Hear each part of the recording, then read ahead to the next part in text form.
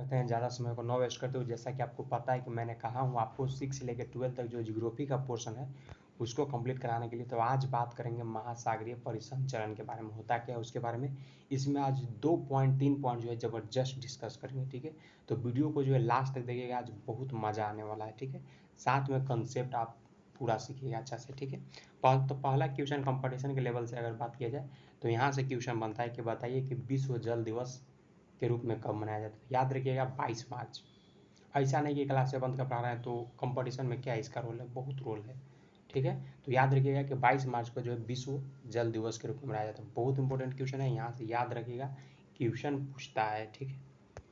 इसीलिए तो हम 6 से लेकर से 12 तक का जो है आपको ज्योग्राफी का पोर्शन कंप्लीट कर रहे हैं, ताकि यहाँ से क्वेश्चन पूछे तो एक भी छूटे नहीं, ठीक है।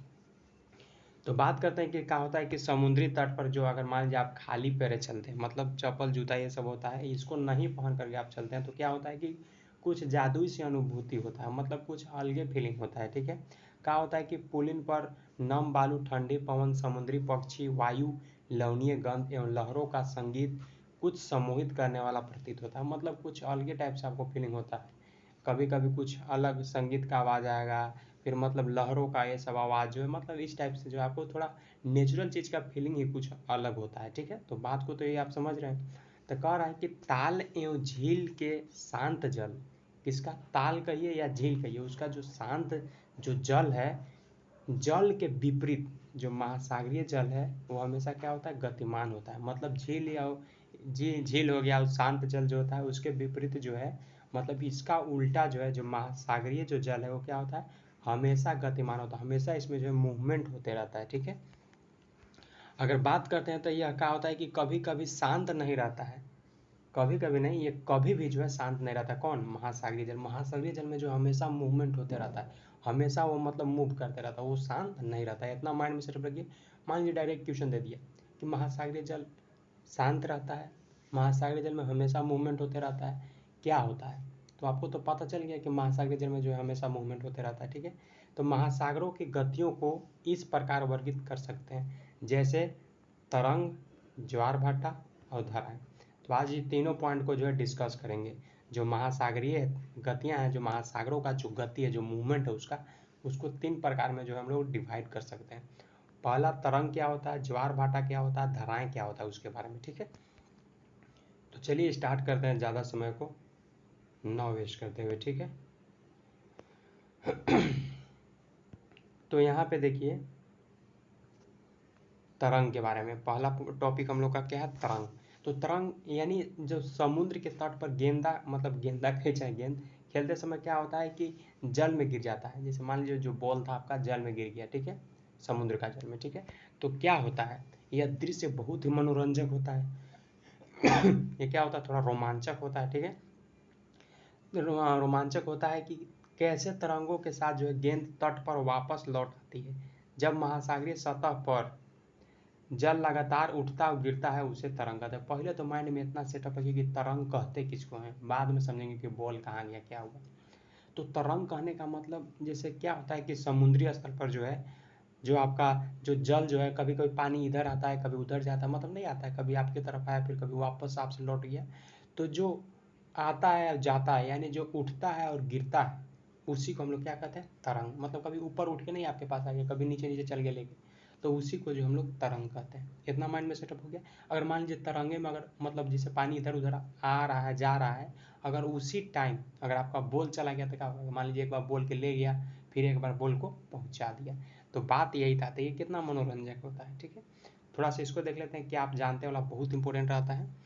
तो कह रहा है कि जब समुद्री सतह पर क्या होता है कि पवन बहती है, जब समुद्री सतह पर जो समुद्र का सतह है वहाँ पे क्या होता है, पवन बहता है, तब तरंगे उत्पन्न होता है। अब यहाँ से भी क्वेश्चन बन गया कि तरंग उत्पन्न कब होगा, तो बताएंगे कि समुद्री सतह पर जब पवन बहता है तब तरंग उत्पन्न होता है, ठीक है। जितनी ही तेज पवन होता, जितनी मतलब ज़्यादा अगर तेज हवा रहेगा तो तरंगे भी उतनी बड़ी होता है। बहुत इंपॉर्टेंट कंसेप्ट आपको मिला कि नहीं। मतलब तरंग कब उत्पन्न होगा, तब जब ज़्यादा पवन होगा तब ज़्यादा तरंग, कम पवन तो कम तरंग। पवन मतलब हवा, ठीक है। चलिए इतना आपको पॉइंट क्लियर हो गया तरंग के बारे में। अगर मान लीजिए कोई पूछेगा तो आप समझा दीजिएगा कि नहीं, तो क्या समझाइएगा, तो समझाइएगा कि जब भी महासागरीय सतह पर जल लगातार उठता एवं गिरता है, उन्हें हम तरंग कहते हैं। मतलब कभी ऊपर उठेगा फिर ऊपर से नीचे लेकर के चला जाएगा, उसी को तो हम लोग तरंग कहते हैं। पूरा अच्छा तरह से उसको समझा दीजिएगा, ठीक है। चलिए अब थोड़ा सा यहाँ पे इसको देख लेते हैं। इसमें क्या है, तो इसको थोड़ा सा बड़ा कर लेते हैं ताकि समझाने में भी आपको अच्छा रहे, ठीक है। कह रहा है कि तूफान में जो है तेज वायु चलने पर विशाल तरंग उत्पन्न है। वही बात कर रहे हैं कि मतलब जितने ज़्यादा तेज अगर वायु चलेगा, हवा चलेगा, तो विशाल तरंग जो है उत्पन्न होगा, ठीक है। इनके कारण क्या होता है कि अत्यधिक विनाश हो सकता है। मतलब ज़्यादा अगर पूरा अगर विशाल अगर आप लोगों मतलब पूरा ज़्यादा तेज हवा अगर आएगा तो उसमें तरंगे भी ज़्यादा उत्पन्न होगा, ज़्यादा मतलब देखने को मिलेगा। तो इसमें जो अत्यधिक विनाश भी हो सकता है। भूकंप, ज्वालामुखी, उदागर या जल के नीचे जो भूस्खलन है, भूस्खलन के कारण क्या होता है कि महासागरीय जल अत्यधिक विस्थापित होता है। क्या होता है? अत्यधिक विस्थापित होता है। इसके परिणाम स्वरूप 15 मीटर तक ऊंचाई वाला विशाल ज्वारीय तरंगे उठ सकता है। यानी इसके चलते क्या होता है कि 15 मीटर तक जो है आपको विशाल मतलब बड़ा जो है ज्वारीय तरंग उठ सकता है, ठीक है, उठ सकता है। और जिससे हम लोग सुनामी कहते। अब यहाँ से आपको एक कंसेप्ट मिला। कंसेप्ट क्या मिला कि मान लीजिए अगर कोई पूछेगा कि सुनामी कहते किसको, बताइए, तो बताइएगा सुनामी किसको कहते हैं, तो बताइएगा कि 15 मीटर तक ऊंचाई वाली विशाल ज्वारीय तरंग उठ सकता है। मतलब 15 मीटर या 15 मीटर से अगर मान लीजिए ज़्यादा अगर उठता है जो विशाल तरंग, मतलब जो तरंगे उठता है समुद्र के लहरों जो उठता है, उसी को जो हम लोग सुनामी कहते हैं। इतना आपको कॉन्सेप्ट क्लियर हो गया कि नहीं? सुनामी अगर कोई पूछेगा तो बता दीजिएगा कि 15 मीटर से ज़्यादा जो भी लहरें उठेगा उस सुनामी में अंदर आएगा, उसको हम लोग सुनामी कहते हैं। क्लियर? चलिए अगला पॉइंट डिस्कस करते हैं। अगला पॉइंट क्या है? तो अगला पॉइंट है कि अब तक सबसे विशाल सुनामी जो 150 मीटर तक मापा गया। ऐसा नहीं कि 15 मीटर से नीचे, 15 मीटर से ऊपर जो भी आएगा सब आपको सुनामी के अंतर्गत जाएगा, ठीक है। यह तरंगे जो है 700 किलोमीटर प्रति घंटा से अधिक गति से चलती है। 700 किलोमीटर, सोच सकते हैं हम लोग 80 किलोमीटर 90 किलोमीटर जब बाइक चलाते हैं तो वो लगता है कि उड़िया जाएंगे नहीं, मतलब पता नहीं चल पाता उस टाइप से। अब 700 किलोमीटर मतलब इतना स्पीड से जो है आपको तरंगे आता है। तो मतलब 15 मीटर यानी 15 मीटर से अगर ज़्यादा होता है ऊंचा पर तो आपको सुनामी में जाता है। और देखा गया 150 मीटर तक जो है मापा गया है, ठीक है। और 700 किलोमीटर प्रति घंटे से अधिक जो है गति से चलती है। 2004 के सुनामी में क्या हुआ था कि भारत के जो तटीय क्षेत्रों में, भारत का जो तटीय क्षेत्र में जो अत्यधिक विनाश हुआ था। सुनामी के बाद अंडमान निकोबार द्वीप समूह का इंदिरा पॉइंट जो है डूब गया था। उस समय क्या हुआ था 2004 में कि इंदिरा पॉइंट जो था वो भी डूब गया था।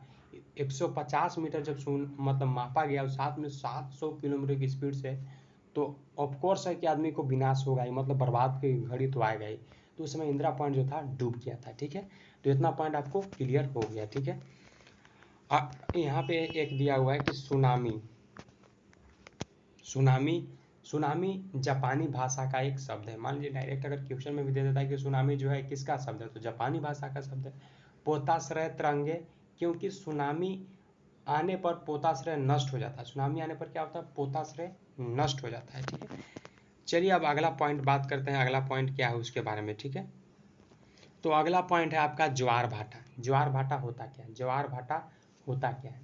तो दिन में जो है 2 बार नियम से जो है महासागरीय जल का उठना एवं गिरना ज्वार भाटा कहलाता है। माइंड में तो इतना सेटअप रखिए कि दिन में क्या होता है 2 बार जो है नियम के अनुसार, रूल के अनुसार समझिए, तो जल का उठना मतलब ऊपरे उठना और गिरना क्या होता है? ज्वार भाटा कहलाता है, ठीक है।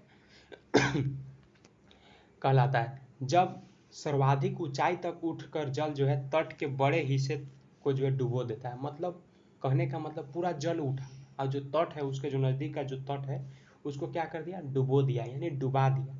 तो उसे हम लोग क्या कहते हैं? ज्वार। मतलब ज़्यादा पानी को उठाया और तट को डुबा दिया, उसको हम लोग क्या कहते हैं? ज्वार। क्लियर? जब जल अपने निम्नतम स्तर तक आ जाता है एवं तट के पीछे चला जाता है, उससे भाटा। मतलब ज्वार मतलब ऊपरे उठेगा वो हो गया ज्वार, और जो नीचे जाएगा मतलब पीछे जाएगा वो हो गया भाटा। याद हो गया कि नहीं? जो अगर मतलब ऊपरे उठेगा, ऊंचाई पर उठेगा, उसको क्या कहेंगे? ज्वार। और जो नीचे निम्न स्तर तक अगर जाता है तो उसको क्या कहते हैं? भाटा। क्लियर? दोनों पॉइंट आपको क्लियर हो जाना चाहिए, ठीक है। किसी प्रकार का डाउट नहीं रहना चाहिए, ठीक है। यहाँ पे फिगर भी दिया हुआ है, इसके हिसाब से भी समझेंगे। पहले कंसेप्ट को समझ लीजिए, उसके बाद फिगर पर समझिए। फिगर समझने में मजा आएगा। ठीक है, कह रहा है कि सूर्य एवं चंद्रमा के शक्तिशाली गुरुत्वाकर्षण बल के कारण जो सूरज है और जो चंद्रमा है, जो मून है, उसका जो सूर्य उसके जो शक्तिशाली गुरुत्वाकर्षण, ठीक है, बल के कारण क्या होता है कि पृथ्वी की सतह पर ज्वार भाटे आते हैं। कह रहा है कि सूरज है, चंद्रमा है, इसके जो शक्तिशाली जो गुरुत्वाकर्षण है उसके चलते क्या होता है कि उसका बल के कारण क्या होता है कि पृथ्वी की सतह पर जो है क्या होता है, ज्वार भाटे जो है आते हैं। जब पृथ्वी का जल चंद्रमा के निकट होता है, जो पृथ्वी का जो जल है वो क्या होता है कि चंद्रमा के मतलब नज़दीक में होता है, तो उस समय चंद्रमा के गुरुत्वाकर्षण जो बल है, बल से जो है जल अभिकर्षित होता है, जिस कारण उच्च ज्वार आते हैं। मेरे साथ लगता है कि आपको समझ में नहीं आया होगा, एक बार आजा सुनिए, आपको पूरा समझ में आएगा। ठीक है,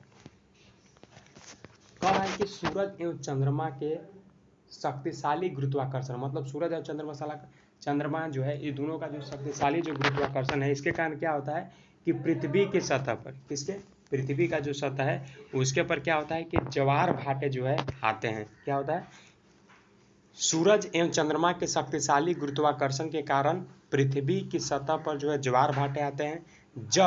जब पृथ्वी का जो जल जो है, जब पृथ्वी का किसका जल, जब पृथ्वी का जल जो है चंद्रमा के निकट, पृथ्वी का जो जल है किसके निकट, तो चंद्रमा के निकट होता है, तो उस समय चंद्रमा के गुरुत्वाकर्षण बल जो है, जो चंद्रमा का जो गुरुत्वाकर्षण बल है वो जल अभिकर्षित होता है, जिस कारण उच्च ज्वार आता है। क्वेश्चन पूछ दिया कि उच्च ज्वार कब आता है, तो यहाँ से आप बताइएगा कि उच्च ज्वार जब पृथ्वी का जल, मतलब जो धरती का जो जल है, जो चंद्रमा के निकट, मतलब जो चंद्रमा उसके निकट होता है, तो उस समय क्या होता है कि चंद्रमा का अलग गुरुत्वाकर्षण बल लगता है, जिससे जल क्या होता है, अभिकर्षित होता है, और जिसके चलते जो है उच्च ज्वार आते हैं। इतना पॉइंट कंसेप्ट क्लियर हो गया कि नहीं, इतना पॉइंट कंसेप्ट क्लियर हो गया होगा। ठीक है, अगला है कि पूर्णिमा एवं अमावस्या के दिनों में, पूर्णिमा हो गया, वो अमावस्या के दिनों में क्या होता है कि चंद्रमा एवं पृथ्वी तीनों एक सीध में होते हैं। सूर्य हो गया, चंद्रमा हो गया, पृथ्वी हो गया, तीनों क्या हो गया, एक सीध में होते हैं, तो उस समय सबसे ऊंचे ज्वार आते हैं। सबसे अगर ऊंचा ज्वार कब आएगा, कोई पूछे कि सबसे ऊंचा ज्वार कब आएगा, तो बताएगा कि जब तीनों सीध में होगा, मतलब तीनों एक लाइन से होगा, चंद्रमा, सूर्य और जो पृथ्वी है, तीनों अगर एक लाइन से हो जाएगा, उस समय जो है उच्च ज्वार आता है। ठीक है, इस ज्वार को बृहद ज्वार भी कहता है, तो वही उच्च ज्वार होगा, उसी को तो बृहद ज्वार कहते हैं। ठीक है, अगला है लेकिन जब चांद अपने प्रथम एवं अंतिम चतुर्थांश में होता है, तो चांद एवं सूर्य का गुरुत्वाकर्षण बल विपरीत दिशाओं में महासागरीय जल पर पड़ता है, तो परिणाम स्वरूप क्या होता है कि निम्न ज्वार आता है। कह रहा है, यहाँ पे फिगर देखिए, निम्न ज्वार वाला, निम्न ज्वार कहिए चाहे लघु ज्वार, जैसे सूर्य हो गया, पृथ्वी हो गया और चंद्रमा। फिर यहाँ पे कंसेप्ट को समझिए। ठीक है,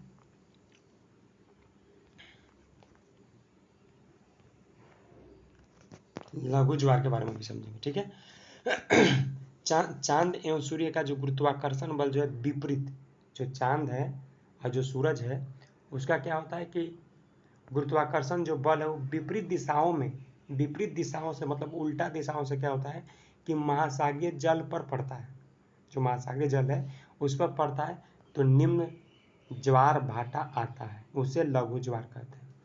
चांद और सूर्य का जो गुरुत्वाकर्षण जो है विपरीत दिशा में, चांद और सूर्य, सूर्य ये हो गया, एक मिनट, सूर्य ये हो गया और चांद हो गया, मतलब ये दोनों का जो विपरीत दिशा पड़ता है, तब जो है आपको लघु ज्वार देखने को जो है मिलता है। यहाँ पे खुद देखिए ना, खुद देखिए आप, यहाँ पे लिखा हुआ है, क्या लिखा हुआ है, एक बार पढ़ लीजिए, लिखा हुआ है कि निम्न ज्वार। ठीक है, निम्न ज्वार और लघु ज्वार, तो कहता है कि चांद एवं सूर्य का जो गुरुत्वाकर्षण बल है उसके विपरीत दिशाओं से, मतलब उसका जो उल्टी दिशाओं से क्या होता है कि महासागरीय जल पर पड़ता है, तो परिणाम स्वरूप निम्न ज्वार भाटा आता है, उसे हम लोग लघु ज्वार भाटा भी कहते हैं। ठीक है, अगला है उच्च ज्वार नौ संचालन।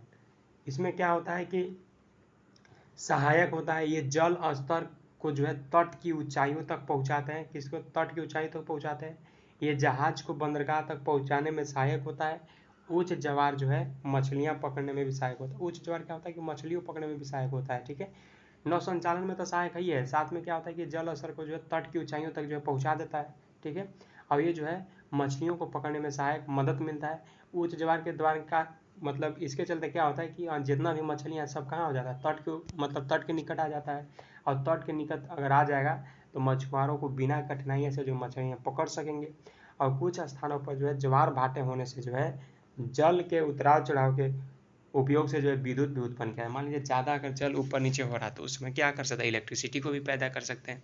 तो आपको 3 कंसेप्ट आज सीखे, सुनामी के बारे में सीखे, ज्वार भाटा के बारे में सीखे, तरंगे क्या होता है इसके बारे में जो है हम लोग पूरा कंसेप्ट के साथ जाने। तो मिलते हैं, अगला रहेगा हम लोग का नेक्स्ट महासागरीय धाराएं के बारे में क्या होता है इसके बारे में, ठीक है।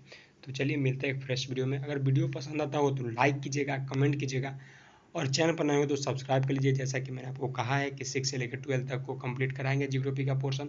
थोड़ा बहुत लेट होता है लेकिन आपको मैनेज किया जाएगा, ठीक है। चलिए मिलते हैं एक फ्रेश वीडियो में। Thank you so much.